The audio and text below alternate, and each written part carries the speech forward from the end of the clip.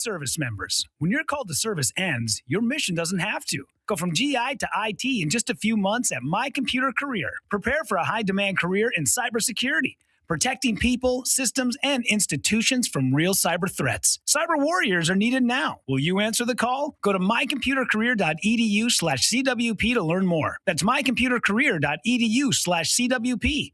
An elite CompTIA certification partner. VA education benefits are available to those who qualify. Time to break out the good straws, because Zaxby's handcrafted milkshakes are back for good. Thick, creamy, hand-spun masterpieces in chocolate, strawberry, vanilla, and yeah, even their iconic birthday cake flavor. Whipped cream on top? Of course. The cherry? Always. Sprinkles? You know it. This birthday cake shake is like a party in a cup every day of the year. So grab one, then sip like you mean it. Zaxby's handcrafted milkshakes, now available. Who's got the sauce? Zaxby's. This is Paul Feinbaum. That'll do it for me today. Coming up next, The Drive with Wes Neighbors and Steve Moulton on 97.7 ESPN, The Zone. From the University of Alabama, this is Crimson Tide Today. It's a daily update on Bama sports and it's brought to you by Conecuh Sausage, a true Southern flavor since 1947 and the official smoked sausage of the Crimson Tide. Order online at ConecuhSausage.com. Hello again, everybody. I'm Roger Hoover. Here are thoughts from Crimson Tide legend and SEC Network basketball analyst Richard Hendricks ahead of Alabama's run at the 2026 SEC Women's Basketball Tournament. Give you Christy Curry. This has been a phenomenal season. She's done a really good job of getting the most out of her squad and making sure that these girls are playing collected and together and motivated. Now you're getting to postseason play. It's time to reset and pull some of that positivity that you had from those big wins that you had early on in the season. If Alabama can do that, then they can get into the tournament and get some wins and hopefully move forward. Now, the gauntlet of the SEC shows that they have a lower seeding and they're going to be solidly an NCAA tournament seed. So it's not an easy task, but getting an opportunity to play an early game could create some momentum for Alabama in the SEC tournament. I'll have more in moments. Favorite jeans, favorite shirt. Got Conecuh sausage and I'm firing it up. Yeah, everybody knows that's how I get my grill on. You can smell that flavor up and down the road. It's a little taste of heaven and everybody knows that's how I get my grill on. Conecuh sausage. It's just a little taste of heaven. Join us tonight for Alabama women's basketball in the SEC tournament. Tip-off between Alabama and Missouri from Greenville, South Carolina is scheduled for 7:30 p.m. Central with our coverage on the network starting at 7:15. Crimson Tide Today is brought to you by Conecuh Sausage. Crimson Tide Today is a production of the Crimson Tide Sports Network from Learfield. SportsMed is the official team physicians of the Rocket City Trash Pandas. And if the pros trust SportsMed, you can too. SportsMed provides every service you might need for complete orthopedic care, specializing in orthopedic surgery, sports medicine, joint replacement, spine surgery, neurosurgery, and podiatry. And they offer their own brace shop, in-house full-body MRI, physical therapy, walk-in clinic, and so much more. 4 locations and on the web at sportsmedalabama.com. There's power in caring when it is put into action. Each year, our bankers serve on nonprofit boards, support our local educators, and volunteer with our hometown food bank. I'm Bobby Humphrey, Vice President of Business Development for Bryan Bank, and community service is just not a line item in our mission statement. It's who we are. Because after all, Alabama is our home too. That kind of commitment to community might not be what you would expect from a bank, but it's exactly what you can expect from us. Give us a call or stop by one of our 2 offices in the Huntsville area and experience unbeatable service and legendary results. Bryan Bank Equal Housing Lender, NMLS ID 2428943, member FDIC. You've been paying on that life insurance policy for years, but maybe you don't really need it anymore, or it's gotten a bit too expensive. Well, before you just let it expire, let Neighbors Insurance Solutions share with you some alternatives that you haven't considered. Don't throw away something that still may have great value for you. If you want to learn more about what Neighbors Insurance Solutions can do for you, call 256-763-7693. A death benefit could be a life benefit. Learn more at 256-763-7693. The Drive with Wes Neighbors and Steve Moulton. Weekdays from 5 to 7 p.m. Only on 97.7 ESPN, The Zone. WCZN, Union Grove, Huntsville, Alabama. 97.7 ESPN, The Zone. This hour of The Drive is brought to you by Lynn Leighton Ford, located online at lynnleightonford.com. Welcome to The Drive with Wes Neighbors and Steve Moulton. Call into the Neighbors Wealth Management Hotline, 256-576-4977. That's how I roll. And I'm not going to drink and drive anymore. That's 256-576-4977. Now, here's Wes and Steve. We are going to try something called a talk show, and for more than 10 minutes. Friday was on for about 15 minutes. Monday was 10 minutes. Wes Neighbors, Steve Moulton here with you for a full hour, walking you up to Auburn women's basketball. Actually, they're about to tip right now, but we're going to join it in progress because later on tonight it'll be Alabama women's basketball as they're the 11 seed taking on 14 seed Missouri. As we speak, it's 10 seed Texas A&M and 15 seed Auburn about to tip it up in South Kakalaki. How are you, Wes Neighbors? Doing good. Good to be on the air. Yeah. It's nice to be here. Drew DeArmond is with us. He is sitting right behind the Conference USA women's basketball trophy that is pretty hefty. I did pick it up earlier, and that thing weighs about 30 pounds. Well, I can see my reflection in it. Yes, you can. That's right. Yeah. Yeah, front and really center nice. Right there. Appreciate Joel Lamp bringing it by this morning. And it's going to be here for a couple of days from what I understand. Yeah, man. I'm going to more than make up for my lack of airtime next week. I'm going to be filling in a good bit for Scott Tyson, who will be off on swimming assignment. Yeah. Every year. Where's he swimming to? I know. It's Indy this year. I don't know. I'm just guessing. One year I know was Cleveland. Yeah. Last time we were in Indianapolis, we stayed at a bar the whole time. What was the name of that bar? The Slippery Noodle. And everybody got COVID. Delacki Law Firm, 1-800-4 Oh, that's the ID that I was warning. Yeah. Oh, good. I'm glad that works. Yeah. So it was the Slippery Noodle? The Slippery Noodle. That was directly across from Lucas Oil. It wasn't the Rusty Nail, was it? You did multiple shows there, Wes, and by the time we left, he was your best friend. And they put us up on a stage. Yeah. And Hunter Royer, the esteemed baseball coach of our UAH Chargers, came by more than once and said, there are a lot of dogs here, Drew. Mm-hmm. Yeah, there were a lot of dogs. Yeah. And I learned the fight song. They kept singing the red and black thing over and over. Is there a problem with that? Is there a problem? There wasn't in that game. Well, they certainly won. There was also a problem last night too. Is catching? I thought didn't we rename that bar? Yeah. What did we rename that bar? Wasn't the Rusty Nail, was it? No, that's in New Orleans. That was a winning. That's in New Orleans, around the corner. They named a drink after me in there, I think. Yeah, they sure did. Yeah, the second day we were there, the bartender said, "What are you liking?" Anyway, Well, I mean, they could have renamed it when I had to walk, we had to walk to Lucas Oil, the frozen fiasco. I didn't have a problem that with it. Wind and that cold, it was legit. It was cutting. Cold. That was cutting. The frozen tundra of Indianapolis, Indiana. Yeah. Georgia, a winner last night, 98-88 over the Alabama Crimson Tide, and that was a must-win for Georgia just to solidify their spot. And speaking of must-wins, boy, that was a shaky start for Auburn last night, but they did turn it around specifically in the second half. But LSU had about a 5-point lead early, and I felt a lot of nervous energy down there on the plains. I did notice that Stephen Pearl went jacket, no tie, but no quarter zip.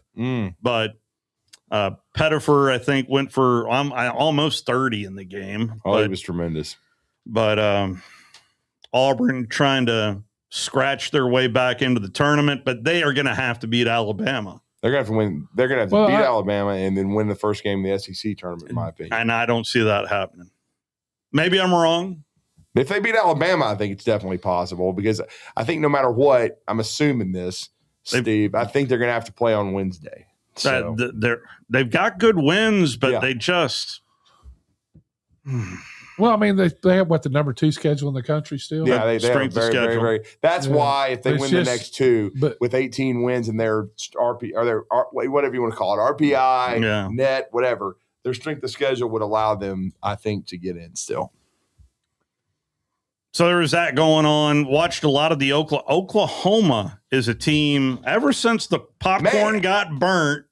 I'm telling you, they are just a different team. They're figuring out how to finish these games. They had a tremendous second half against your Dogs because they were down 2 at half. That was the burnt popcorn game. Yeah, and then they won that game.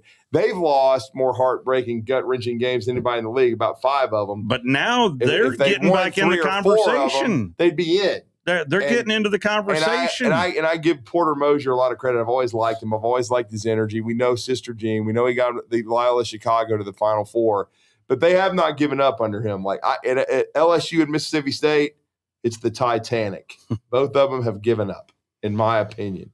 And they look awful. Mississippi State in their last 3 is losing by like 35 points a game.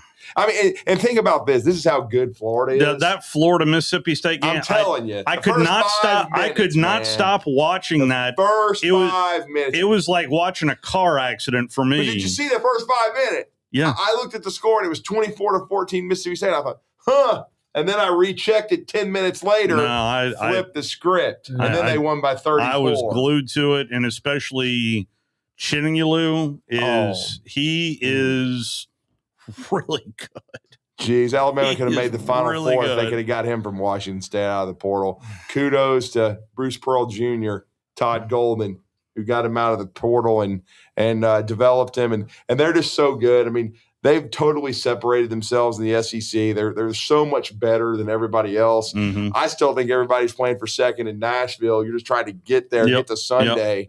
Maybe play a competitive game. I mean, who knows? Kentucky gave them a competitive game in Nashville. I did not watch the Texas A&M Kentucky game last night. And they'll be playing them in Rupp Saturday. But that goes to my point, Steve. Last night I was following that game. I was following several games. As I was watching the putrid performance in Stegman Coliseum, it was just for Alabama. a poor shooting performance. But Alabama played well enough offensively. They couldn't guard a lamppost. They didn't decide they want to be physical. They want to rebound. But I'm just telling you, the Texas A&M game flipped too. It was 28-18 Kentucky in like the first 6 minutes, and then all of a sudden a 36-6 run, and Bucky Ball's in the NCAA tournament for sure now. And I had to watch Kentucky Sports Radio reaction because it's always candid. It's always the truth. They don't know which Kentucky is going to show up. That's why we started singing Slim Shady this morning. Like, which Kentucky is going to stand up? Because we don't know. I think that Auburn would have to lose their last couple games to be for sure out of the tournament. Because they beat Florida at Florida. Yeah, they did. Lenardi's got them among the first 4 out right now. So they're still out because I wondered what would happen after the win last night, some other losses. They're right there on that cusp. So if they win it, if they split with Alabama and went on the road and then win that first game in Nashville, I think they're in. I think if you're 18-15 at that point, because I would have them losing in the quarterfinals on Friday. On Thursday, if you can't in the second round or whatever you want to call it, if you're 18-15 at that point, plus it would mean a quality loss on Thursday. Yeah. If you went on Wednesday, I think 18-15 would get them in.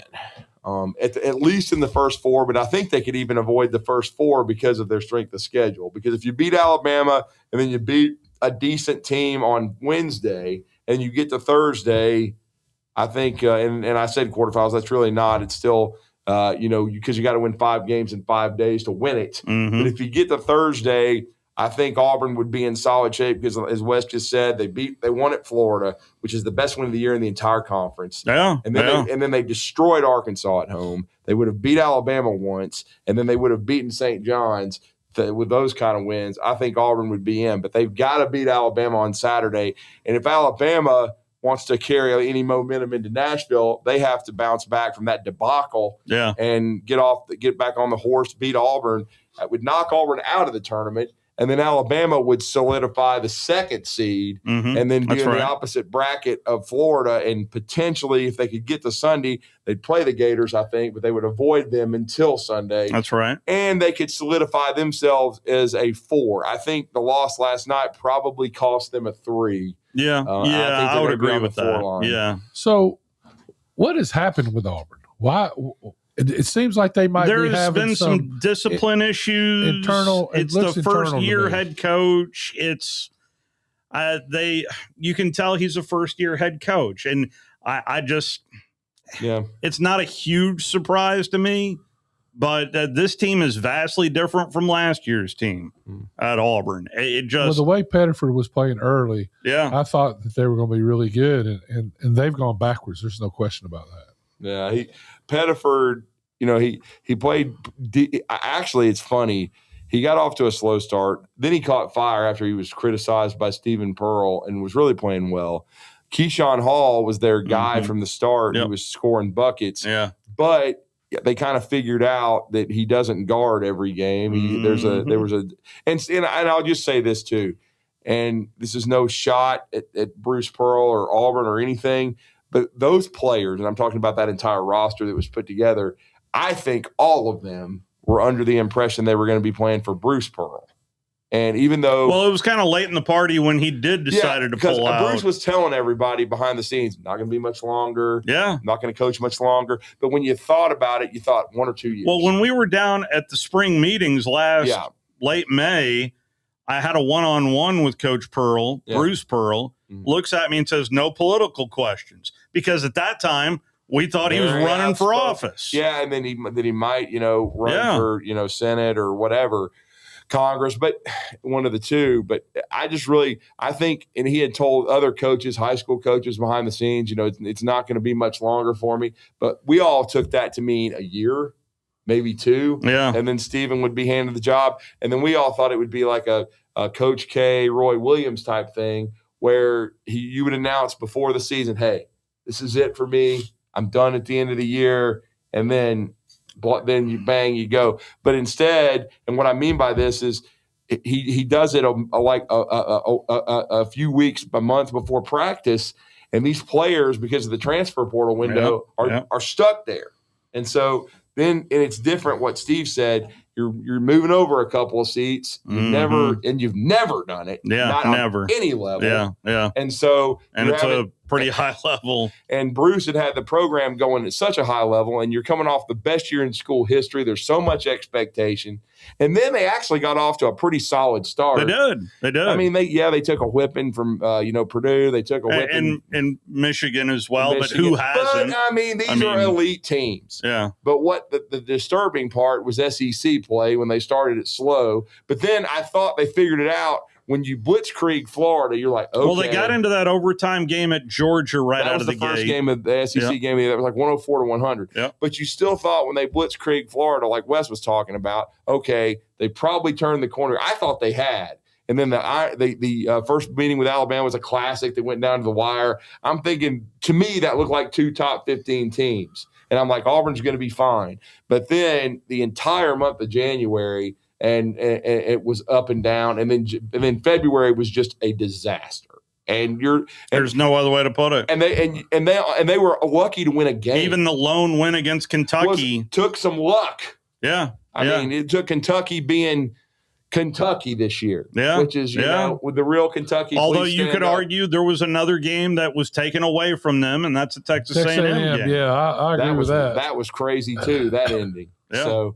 And it was just one of those things. And now Auburn, and then I was just totally floored by the loss to Ole Miss, even though, to the Rebels' credit last night, we're not really talking about it because they're out of contention. Yeah. But they led Vanderbilt for most of that game. And then Vandy came all the way back, got into overtime and stole it. But I'll go to this. Chris Beard is a dude. Yeah. Like, he's a proven coach. He knows what he's doing. That's why if you play against him in any situation, you better be ready to go. Yep. Yeah. And he had his team ready, and Auburn if it does come ready. down to coaching, then he's going to win more than he loses. Yeah. And so, but with Auburn now, even with now that all the dust has settled, You know what's ahead of you. And Alabama better be ready. They better be ready for Auburn to be playing with a lot of desperation. Alabama better be ready to meet their intensity and play hard. Might be a good thing for Auburn to go to the NIT this year. Well, get everything. I've been trying to get reaction from that and what the thought process would be. Yeah. Most that cover Auburn and that every day, and they make a point of that because they know the team better than the Borzellos and the national media. It seems to me that, and they know what position they're in, that they have to win to get in. And there's not a lot of confidence. There wasn't a lot of confidence going into last night. But now they know going to Tuscaloosa, if they don't win in Tuscaloosa, then they're going to have to at least get to the semifinals. They believe it's over. That I would still say in the SEC tournament. I would disagree with that. I think if they can get to the semifinals, then they'll be in. There's a chance in Hades. I'm just telling you, and I'm just telling you what they. And this is going to the point of the NIT. There is no interest from a lot of them in the NIT. They would rather hire a general manager, blow it up, and then start over and have Steven go get his guys. NIT's not nothing. And we asked Brian Matthews this. Okay. And this was before LSU yesterday. Yeah. He said, we asked him, how do you think the crowd's going to be? He said, at the baseball game. Ooh. And then it was not full last night. And then it was not full last night. And he even said, I think that's where I would be, and that's where I will be. And he said, I'll be following from afar. And then by the way, why were these games on ESPN News last night? I don't know. But here's the thing, too. We also asked him, going into year 2, because we don't expect anything to happen this year, is Stephen Pearl on the hot seat? He thought very much so. And he's covered him for 25 years. He thought there's going to be a lot of pressure going into year 2. I thought that the reason they hired Stephen was because he had a job offer and was going to leave, and they didn't want him to leave. That's what I was told. No, what happens, Wes, several years ago, before Kenny the Disaster Payne was hired at Louisville, and he was an unmitigated disaster. I mean, he was probably the worst coach in Louisville history, even though he's a grad there. And he's back working for his boy, John Calipari, where now being a bag man is legal. And Kenny Payne was chosen as the Louisville coach, but there was thought that Bruce Pearl had interest in that job because he was coming off of that first Final Four with Auburn. That's right. Nearly won a national championship, had taken Auburn to heights nobody expected. And there was a lot of it was driven, I think, by his agent, and then the national media fanning the flames. But there was thought that he would go to Louisville. But Auburn stepped up, made him one of the highest paid coaches in America. But this was before Alan Green, was dismissed as athletic director. And this was kind of part of the reason they thought he was kind of shown the door is football was already bad, but he would not agree. And what part of the Bruce Pearl wanted to stay, but what he wanted is part of the deal, under a condition that Stephen Pearl was promised the job. Yeah.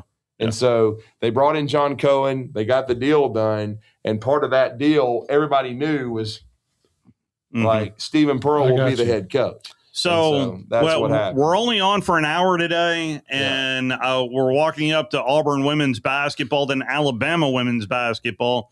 I know Big C is on hold right now, but I tell you what, C, 1, I hope you're awake. 2, let's take an early timeout, and Big C, we will get to you on the other side of our first timeout. If you'd like to join us, you can do so on the Neighbors Wealth Management Hotline. Of course, we'll reflect a little bit on the passing of Coach Lou Holtz as well a little bit later on in the program as well. 256-576-4977. You're listening to The Drive with Wes Neighbors and Steve Moulton on 97.7 ESPN The Zone. More savings, more selection, more for your trade. I'm Bobby White, and we've got more to love all month long at Lynn Layton Ford in Decatur. While they last, save up to $11,000 off MSRP on select 2025 F-150 crew cabs. $11,000 off F-150. Save more on remaining 25 Mustangs, up to $8,500 off MSRP on select models. Yep, $8,500 off on a Mustang. Save up to $10,000 off MSRP on remaining new 2025 Explorers, up to $10,000 off. New 25 Bronco Sport start under $27,000. That's right, just $26,800 after a $1,000 Ford owner loyalty rebate. New 25 Broncos start at just $36,500. That's $36,500 after the $1,000 Ford owner loyalty rebate. And there's never any hidden markups or dock fees. All these offers with your good credit, and we hope to see you soon at Lynn Layton Ford. Right in the heart of Ford country, just a mile south of the Beltline indicator, or online anytime at lynnlaytonford.com. Since 1983, Berkshire Hathaway Rise Real Estate's Ann Adams has been your local go-to real estate expert in the area. As a buyer, you can trust Ann's in-depth knowledge of the local housing market to narrow available properties down to those you'll be interested in, saving you time when shopping for a new home. When you're ready to sell, Ann's expert negotiation skills will ensure you get a fair price and hassle-free experience. Call Ann Adams today at 256-337-2625 or email annadamsrise@gmail.com. Hi, my name is Dan Aldridge. I'm here to let you know about the Aldridge Law Firm and the soon-to-be-announced Legal Town Center. I've been practicing law in Alabama since 1984, and I also practice in Tennessee. And I'm from North Alabama, and I'm here to represent you and take care of your legal needs. For many of us, hiring an attorney is not high on the priority list, and maybe a little scary. But it's something that we all need at some point. So by all means, do your homework. And if you need representation for car accident, wrongful death, medical malpractice, nursing home abuse, or estate planning, or any other matter, just give us a call at 256-534-3188. And you can email me at Dan, that is Dan at danaldridgelaw.com. Dan at danaldridgelaw.com. God bless America. No representation is made that the quality of legal services to be performed is greater than the quality of legal services performed by other lawyers. AL cert number 21014. Welcome into the hottest and coolest game show around called The Freeze. Today's contestant, Bob. Bob, can you tell me the heating and air business that provides free service with repair? Is it Talent Heating and Air Conditioning? Can you tell me which heating and air business provides free second opinions? Talent Heating and Air Conditioning.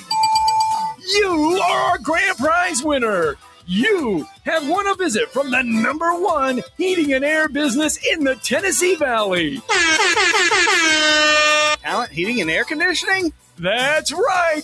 Talent Heating and Air is coming to you. This is Thomas with Talent Heating and Air Conditioning, and you don't have to win a game show to use us. We have free second opinions year-round, and we're doing free service calls with a repair. So just remember, call Talent Heating and Air Conditioning at 256-503-4490 or visit us on our website at talenthvac.com. Want to save some money? I can take money and I can make it into more money. Just check out our zone deals online at 977ESPN.com. We are 977 ESPN The Zone.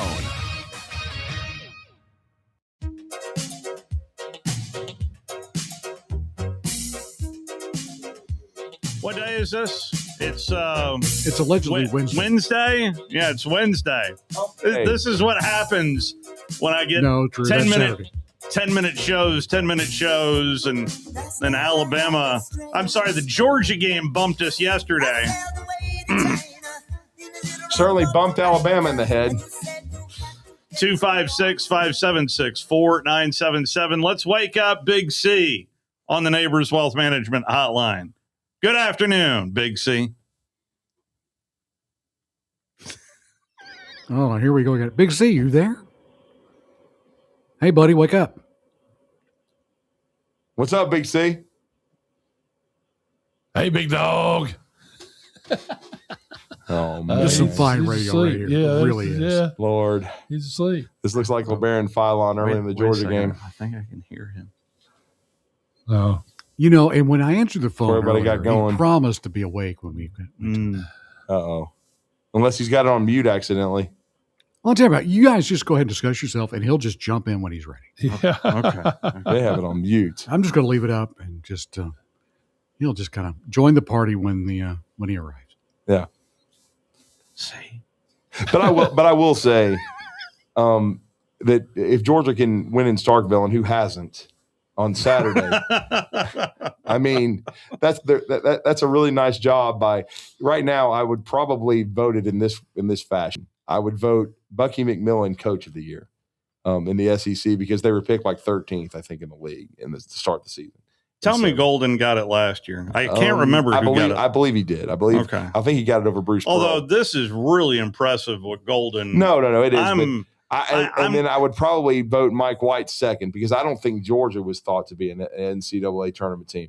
The problem with what Todd Golden has done is it's remarkable, but he was supposed to be good because they returned a lot of talent. Now he had to rebuild the backcourt. But that front court, I think everybody knew was going to be one of the best in college basketball, and so they're really, really good. They were supposed to be. Byington would be in the conversation. Because don't forget that in the start of the season, Florida was in the top 10 in the country. Yeah, they just played a brutal schedule. Because I told people this. They have 3 mediocre losses to teams like TCU, got them by 4 early. But they've lost to 3 elite teams, Steve. They lost to Arizona game 1. Mm-hmm. They lost by 1 in Cameron Indoor, and they lost by 4 to UConn. So that's 3 of their 6 losses. You know what I'm saying? And then somehow they lost to Missouri on the road by 2. Yeah. And then Auburn got them. Yeah. And Auburn, that's their only home loss. So, and then like I said, and that wasn't a fluke either. And I watched that game. By 4 on a neutral floor to TCU. And if TCU gets in the tournament, it'll probably go a long way because they beat Florida. And they're in the Big 12, which is probably the best league this year. Yeah. And the SEC being number 2. Yeah. But when you think about Florida, they have not been whipped by anybody all year. They have 6 close losses, and 3 of them are to 1 seeds. Yeah. Okay. Yeah. So that's how good Florida is. I may pick Florida to go back to the Final Four. I mean, I think they're certainly good enough to do it. I think they're the only SEC team that's good enough, though, this year. Yes. I don't think there's too much disagreement on that. I think Alabama could get on a heater and make a run. I just don't see Final Four in Here's this the team. problem. If they're going to be on the 4 line, will be. We just mentioned all those 1 seeds. Yeah. And they already got whacked by Arizona. Yeah. And then Duke may be the best defensive team in America. And then you got UConn, who's still really good, who they've had trouble with in the past. So, I mean, I just think the 4 1 seeds. Now, I'm not saying they're all going to make it because I don't know. I can't remember the last time that's happened. But, a couple of years ago. But I've seen it it's happened with 3. I can't remember with 4 off the top of my head. But I do think when you look at Duke, when you look at Arizona and Michigan, let's not forget them. That's right. I think all those teams and UConn have separated themselves. And that means Alabama, if they're fortunate enough to get to the second weekend, that they're going to have to play one of them in a Sweet 16 game. And could Alabama win if they made 23? Last year, all number 1 seeds made the Final Four. So it was all ones last year? It was Auburn, Duke, Florida, and Houston. Oh, okay. So it did happen last year. I was thinking it did. I was thinking it was 3, but okay, there we go. I guess for some reason I was thinking Houston was a 2. Before last year, it was 2008. Kansas, Memphis, North Carolina, and UCLA. Big C? I'm here. There we go. Good morning. Good morning, good afternoon, whatever. It's a Truman Show. Now, is Duke still number 1, or did they get knocked off recently? No, so they're number 1 after beating the Michiganders. Okay, and they still number 1. Yes, sir. And then number 2, is Arizona still number 2? Yes, they are. Arizona's been very impressive, even with Alcoa Pete, who's just now returned, but in the last week. But they're still very, very, very, very good basketball team. It goes Duke, Arizona, Michigan, UConn, Florida. Yeah, that's your top 5. As a matter of fact, it was quite a scene the other night, Big C. Phillip Rivers and his son Gunner, who is following in his dad's footsteps and going to NC State. That's right. They made an appearance at the Duke basketball game, and Duke came to Western Union and won by 30. Such a disappointment for Western Union. I forgot to ask that question yesterday. No, I don't know. Florida's really playing really well now. I don't know if they can keep going on that hot streak. How many games have they won in a row now? They haven't lost since Auburn beat them. How about back in January? How long ago was that? That was January. Yeah, it's like a month. Well, and a it half. feels like a different season, I would imagine, for Auburn fans too. Yeah, I mean, I'm telling you. Wow. I'll never forget how shocked I was when I followed it. Until last night, you don't win a game, and then Florida's still going on. Let me ask y'all this. You know what this sort of reminds me of? Do you remember when Ole Miss beat Florida when Tebow was there?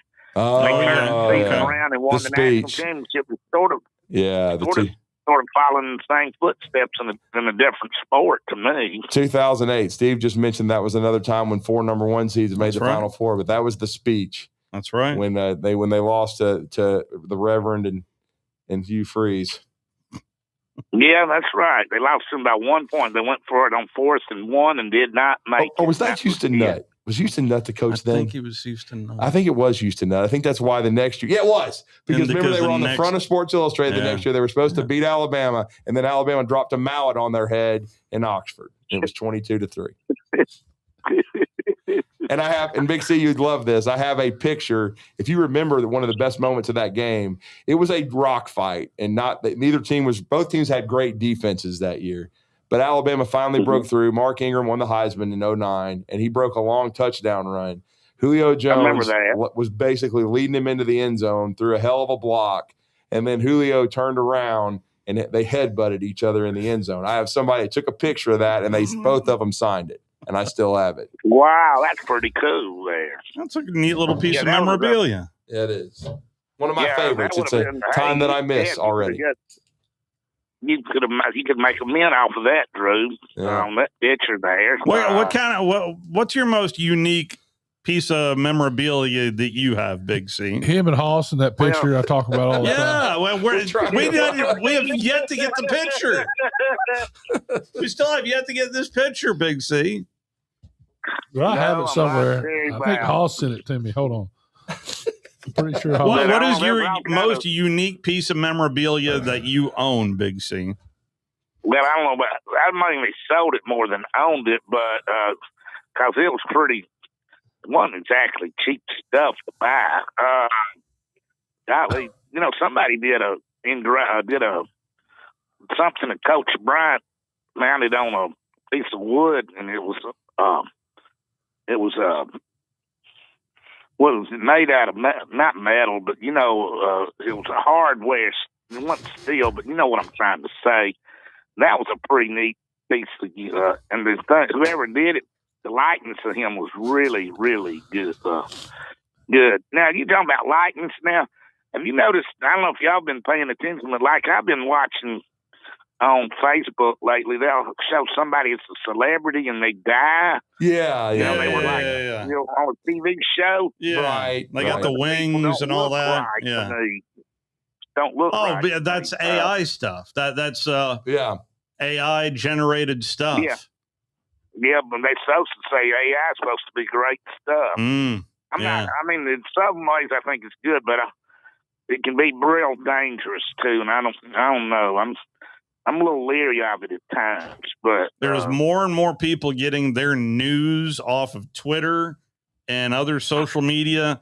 And by the way, it's getting harder and harder for me to discern fact from fiction. And fiction. What did I say? Something else? You said fishing. But well, I'll leave that Can't for tell our fact 10 from to noon fishing. guy. That's the Tom Abraham show. Yeah, that's the 10 to Tom noon. Abraham show. Well, but or fishing. Just like that. Just like what something that happened today. The man that brought down the Thunder, hopefully for the last time, because it's almost been 40 years. The great Lou Holtz passed away today because there was a report several weeks ago that he passed away. Yeah, well, there was something about Coach Stallings too. Yeah, that was awful. That was terrible. And then something about Eli Gold too. It just all these fake all these fake reports, man. Just be careful out there. Just please be careful.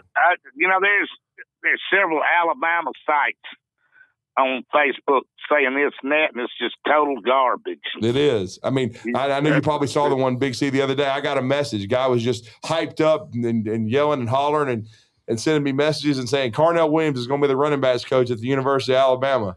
And then I Googled it and I pulled it up on Facebook. It even had fake quotes and everything. And I sent it to him. I said, here's your story. It's fake. And he was claiming his friend told him and that he had a great source. And I was like, well, here's your source. Yeah. And,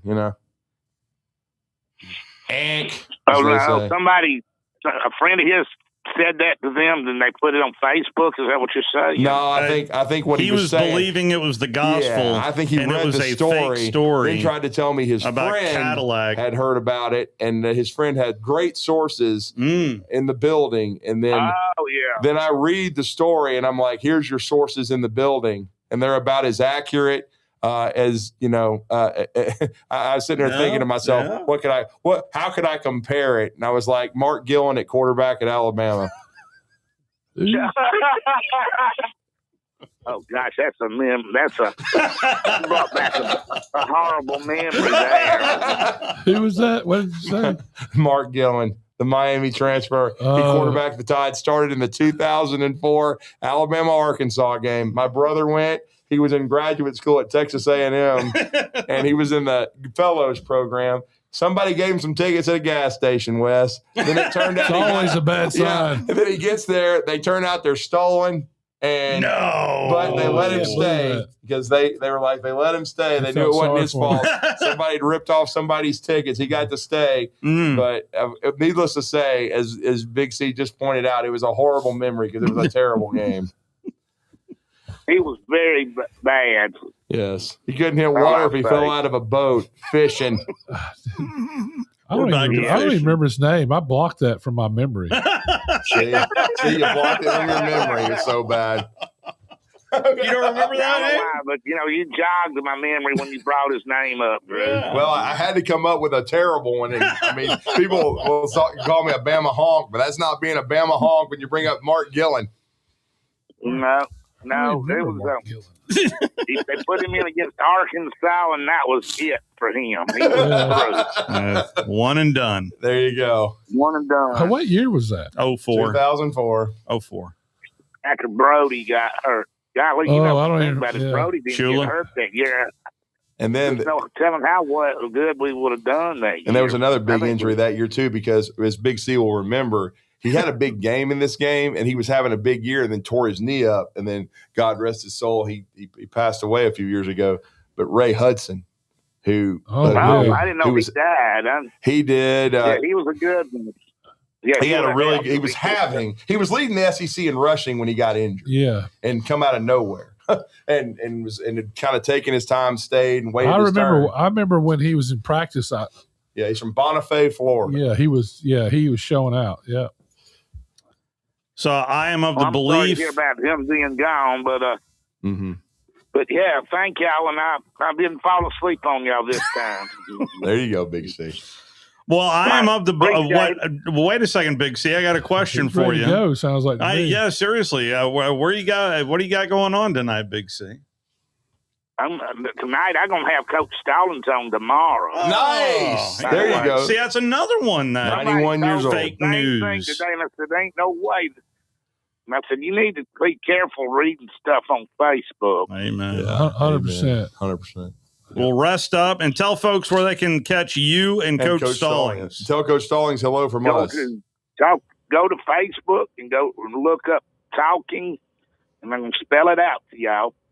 TALKIN apostrophe Sports for Big C. If you put a G on it, you're not going to get it. There you go. We do the same thing with Talking Ball. And we're going to go on at 8 o'clock, and you'll be on at 8:30. Nice.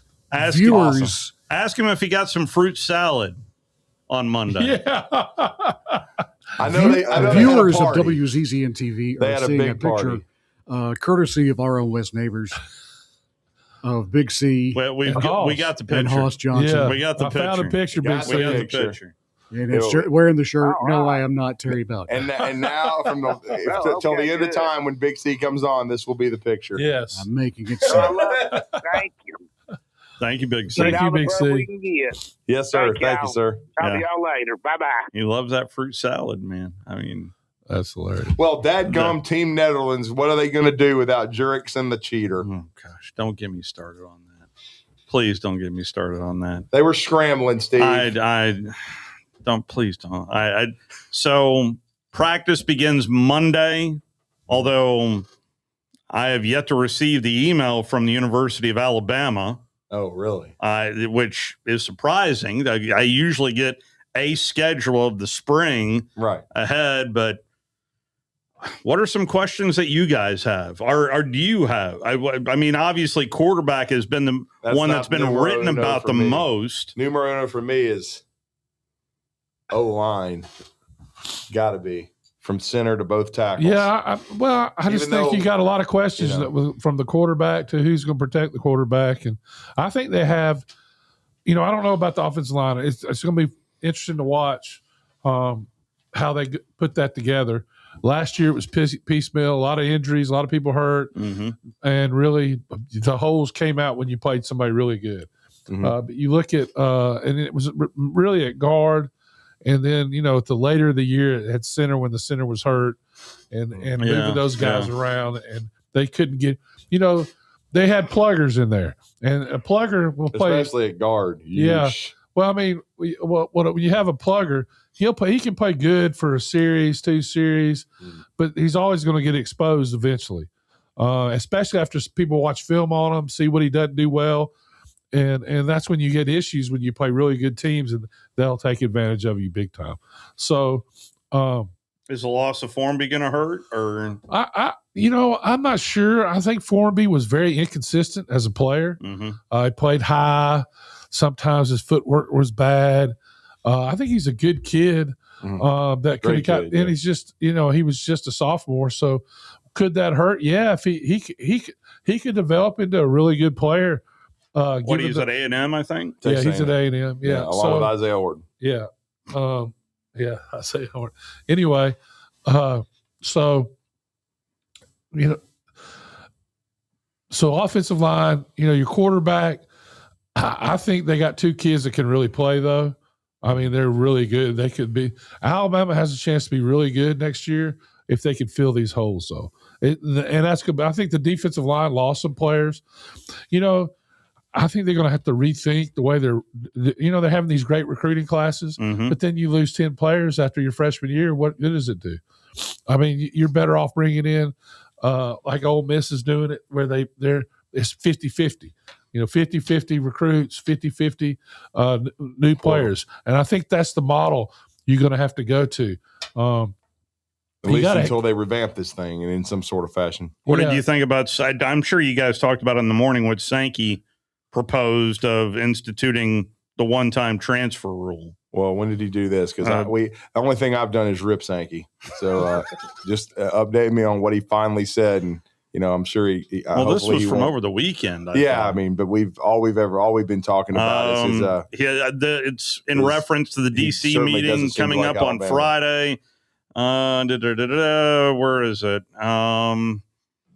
Advocate that we should go back to some type of one-time transfer exemption, Sankey said, but we have to support educational continuity if we truly believe that academics is at the heart of what we do. So what he's saying is you can leave once of your free will and not again. That's right. I don't necessarily disagree with that. Well, here's the thing. The only way they're going to be able to do this is if they collective bargain or do something like that. Yeah.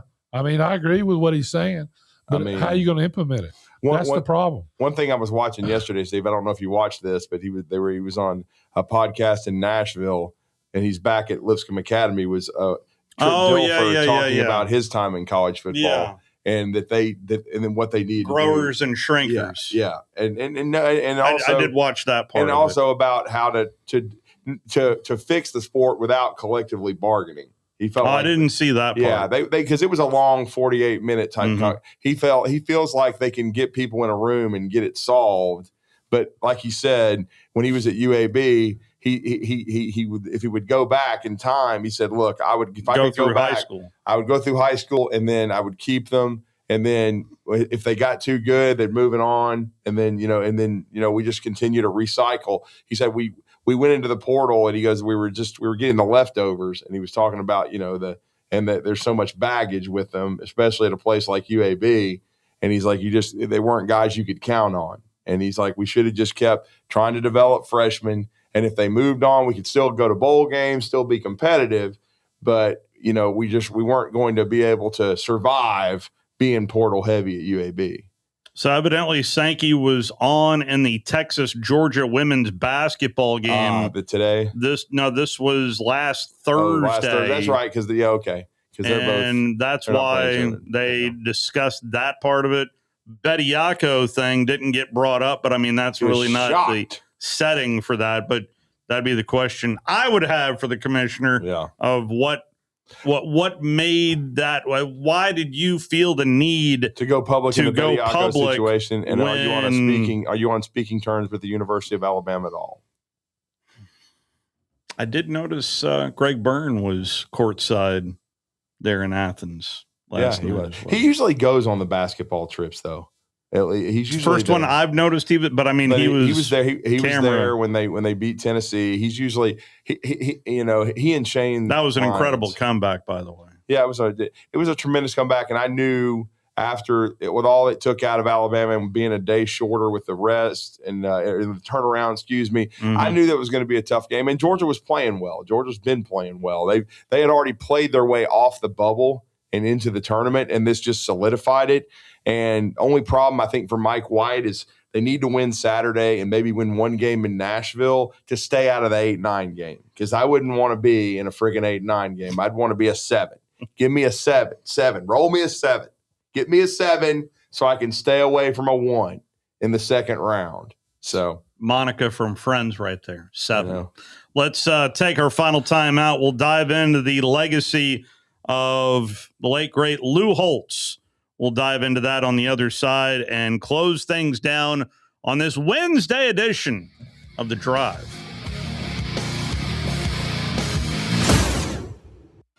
You're listening to The Drive with Wes Neighbors and Steve Moulton on 97.7 ESPN The Zone.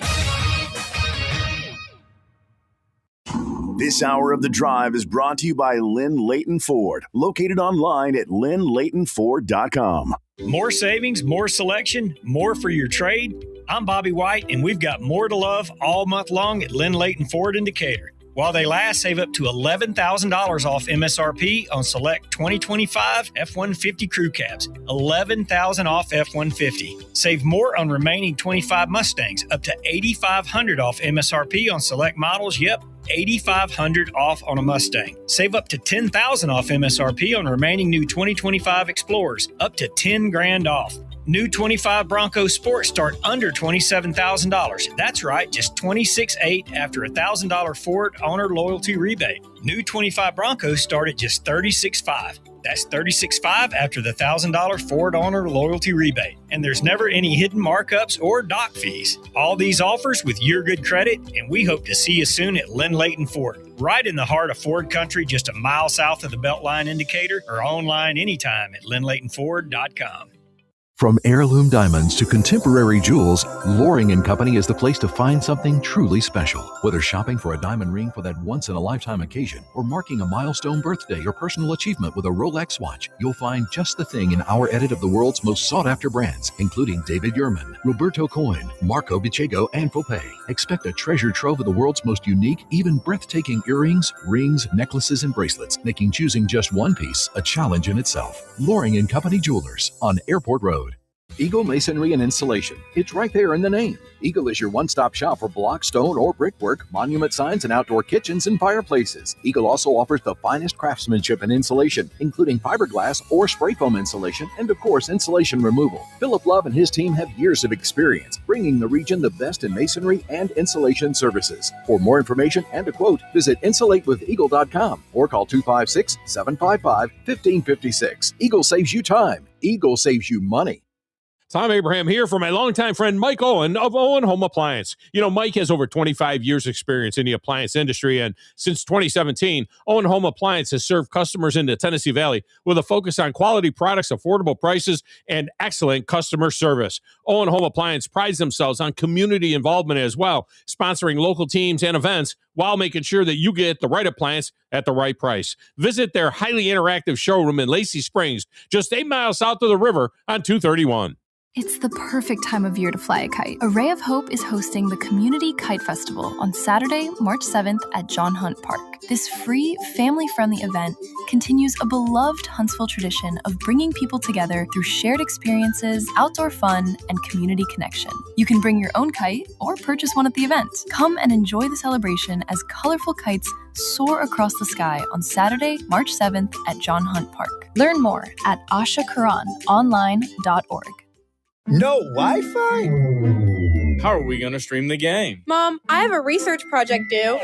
How are we going to make dinner? Don't let power outages send your family into a meltdown. Get a Generac generator from Current Electrical. We keep your lights on and your Wi-Fi on. Visit gensuperstore.com or call 256-880-1880. Trust us, your family will thank you. Most current way to keep your power on. GeneracSuperstore.com.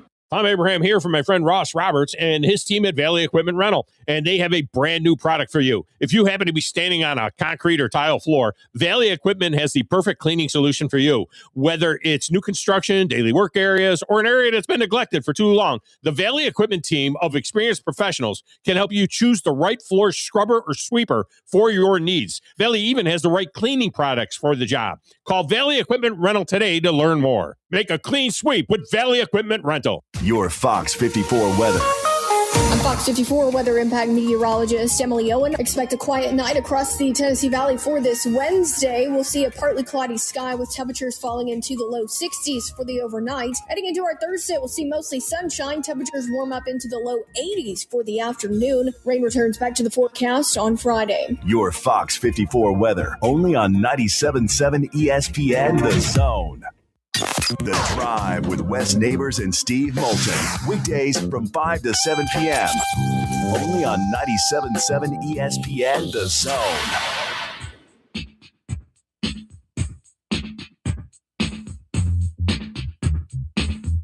We are talking about the shot clock disaster in Athens last night. And you know, one thing that while I was watching, I saw they had too many parking tickets. That's why they couldn't pay the clock guy.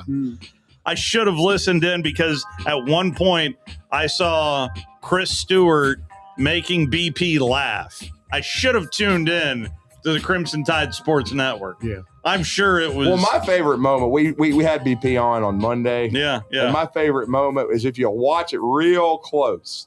In that last scrum where, Tennessee misses the layup, deflection, ball's on the ground.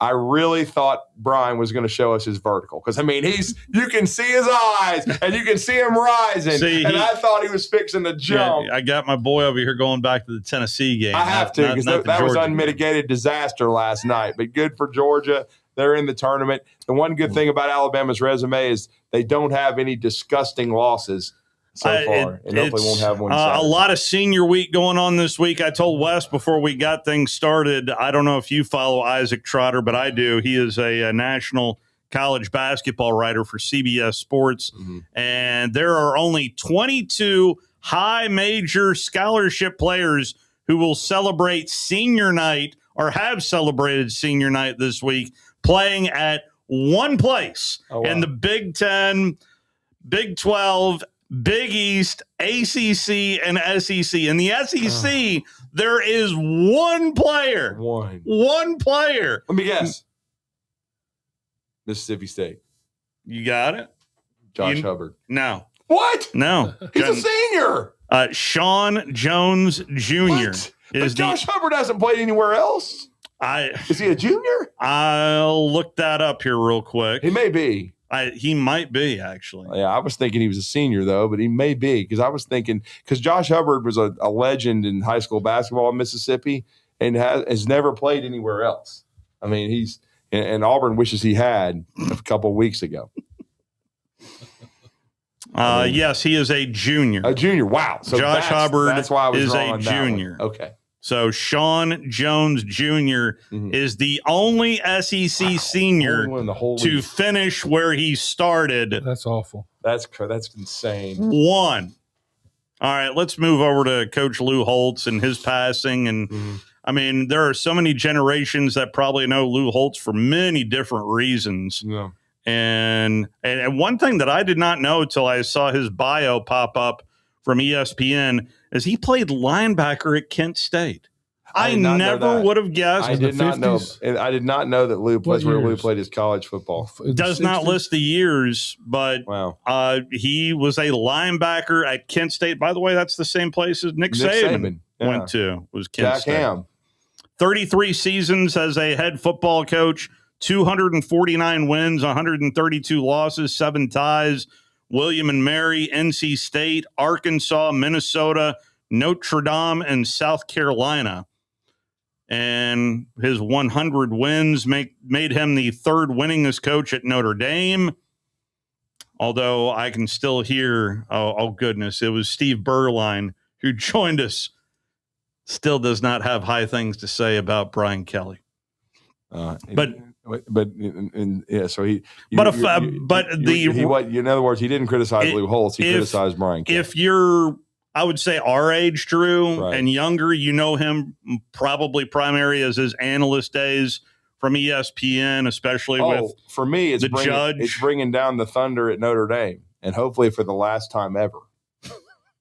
That's why I call him 1988, and certainly Lou won that one, and then he nearly won it in '93, if people remember that, when Bobby Bowden got his first because they lost to Florida State.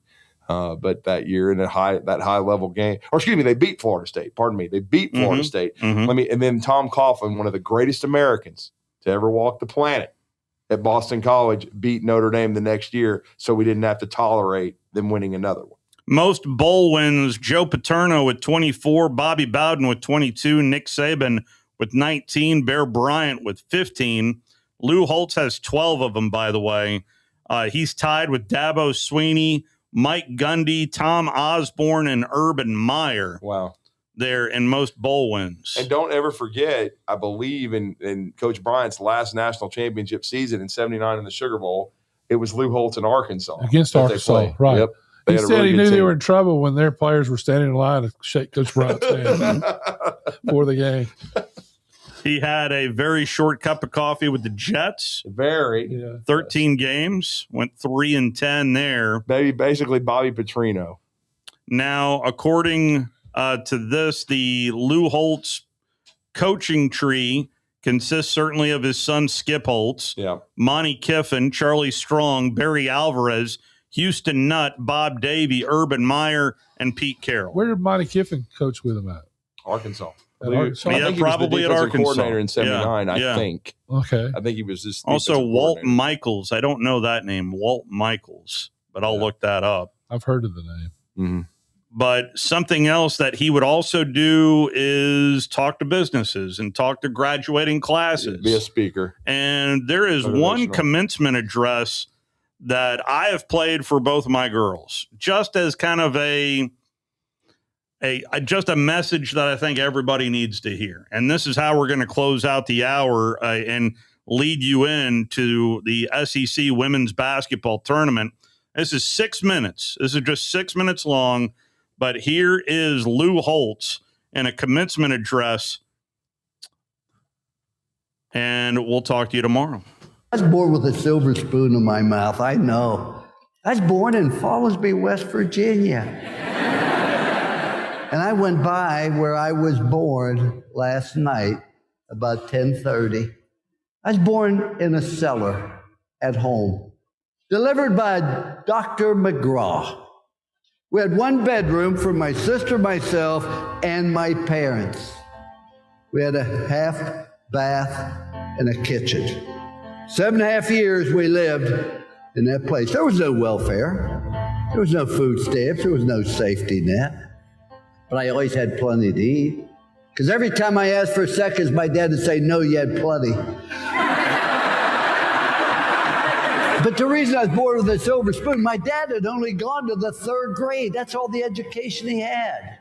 But why was I born with a silver spoon in my mouth? Because I was taught by my parents that life's a matter of making choices, wherever you are, good or bad, because of choices you make.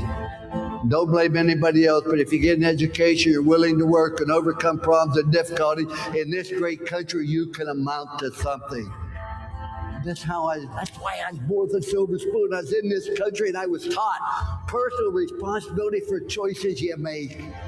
And when we talk about a commitment to excellence, that's a choice you make. What do you want to do? Having hopes and dreams and ambition. See, I think that is absolutely critical. Don't make the mistake I made. I've done a lot of dumb things, but let me tell you the one thing I regret. We went to the University of Notre Dame. We took a program on the bottom. We took it to the very top. And for 9 straight years, we went to a January 1 bowl, the sugar, the cotton, the orange, or the fiesta. Nobody's done it before. Nobody's done it since. We put it on top and we maintained it.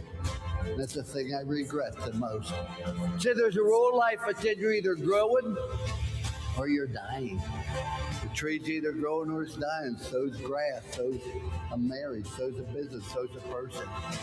Doesn't have a thing to do with age. My birthday candles cost more than a cake. But it has everything to do with my trying to get better, my trying to prove. We got on top and say, you know, this is pretty good. Let's maintain it. Let's not take any risk. We finished 2nd in the country at Notre Dame. Everybody called me an idiot. Guy finishes last in medical school, they call him doctor. That doesn't seem fair. When I left Notre Dame, I never thought I'd coach again. Where'd you go from Notre Dame? According to my mother, you go directly to heaven, you sit by the Pope. You don't coach anymore. And then I went to live in a town where the average age was deceased. And what I found out, I wasn't tired of coaching. You have to have something to hope for, something to dream. And even though you've done great things so far, what's going to happen now? I want to give you a simple plan. Life doesn't have to be complicated. I try to keep life simple. Do you realize there are only 7 colors of the rainbow? Only 7. Look what Michelangelo did with those 7 colors. There's only 7 musical notes. Look what Beethoven did with those 7 notes. There's only 10 numbers. Look what Bernie Madoff did with those 10 numbers. The point I make is it doesn't have to be complicated. See, you need 4 things in your life. If you don't have any of these 4 things in your life, you're going to have a tremendous void. See, everybody needs something to do. Number 2, everybody needs someone to love. Number 3, everybody needs someone to believe in. In my case, is Jesus Christ, our Lord and Savior. But the 4th thing you need in your life is you need something to hope for. There's never a right time to do the wrong thing. And there's never a wrong time to do the right thing. Just do what's right. I think it's right to be honest, right to be on time. See, ladies and gentlemen, enjoy life. Have fun. You're going to have problems. You're going to have difficulties. That's part of life. And don't tell people about your problems. Do you know that 90% of the people don't care? And the other 10% are glad you got them. So you're better off keeping yourself. You're going to have problems. But have fun with what you're doing. People say, did you have fun going to ESPN? Not really. Because if you have fun being there, people have fun being around. Doesn't mean I don't do dumb things. And sometimes I wasn't real honest. Do everything to the best of your ability with time allotted. You know, ladies and gentlemen, not all of us be All-American. Not everybody can be first team. Everybody can be the best you're capable of being. And I want to tell you, if you want to fail, you have the right to fail. That's what's great about this country. You do not have the right to cause other people to fail because you don't do everything best your ability. When you join a spouse, you bring a child in the world, you join a business, you join a team. You have obligation, responsibilities, and you owe it to other people to do the maximum you can at each and everything you do. It's not complicated. And the last rule, to show people you care. And you walk in the room, you're right to, hey, here I am, look at me. It's like, no. Director, there you are. How can I help you? I wish I knew those 3 rules when I was 21. I've used them for the last 40 years. There's a statue of me at Notre Dame. I guess they need a place for the pigeons to land, but if you go look at it, just don't look at 3 words on the pedestal. Trust, commitment, love.